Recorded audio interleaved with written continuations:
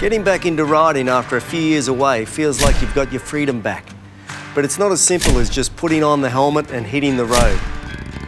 For returning riders, the most dangerous time is the first couple of months back on the bike. Because your attention is focused on regaining your muscle memory and the physical side of riding, you tend to pay less attention to the traffic and road conditions. So taking a bit of time to rediscover your sixth sense and reboot your riding skills is a good idea. It's best to take things a bit easier to begin with. Riding an unfamiliar bike increases your chances of having an accident. So get to know your bike on a few quiet local roads before heading for the twisters. And remember, it's not just you that's changed, the bikes have too. The latest generation of bikes are safer, more rideable and more reliable than ever. That's why most riders decide to buy a new bike rather than dust off the old one. I'm not saying you shouldn't go back to the old faithful, but think about what you want to get out of riding this time around before you make a decision.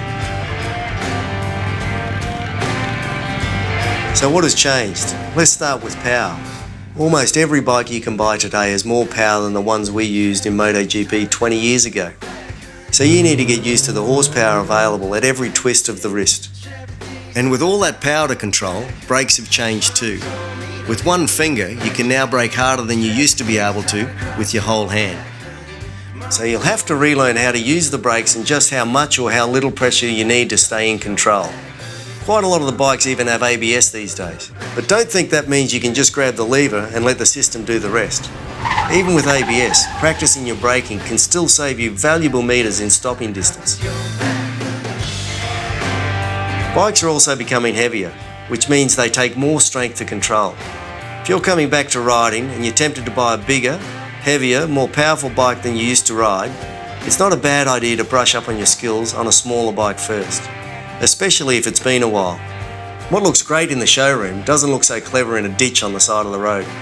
A few catch-up lessons will help get your body used to riding again and clue you into the way bikes have changed.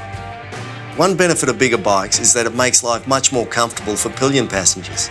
Chances are you didn't spend a lot of time with a pillion when you were younger, but for many returning riders, part of the fun is being able to share the ride with a partner. Key to being a good rider and pillion team is communication. Invest in an intercom system or develop a set of signals that keep you in sync on the bike. Naturally, carrying a passenger alters the weight distribution of the bike and affects the braking and handling. So maybe take a few shorter trips first to make sure you and your passenger get used to riding together before you tackle a long weekender. If you're returning to riding, take time to rediscover and reboot your sixth sense. Get used to your bike, get used to traffic conditions and never stop working on your riding skills because you can teach an old dog new tricks.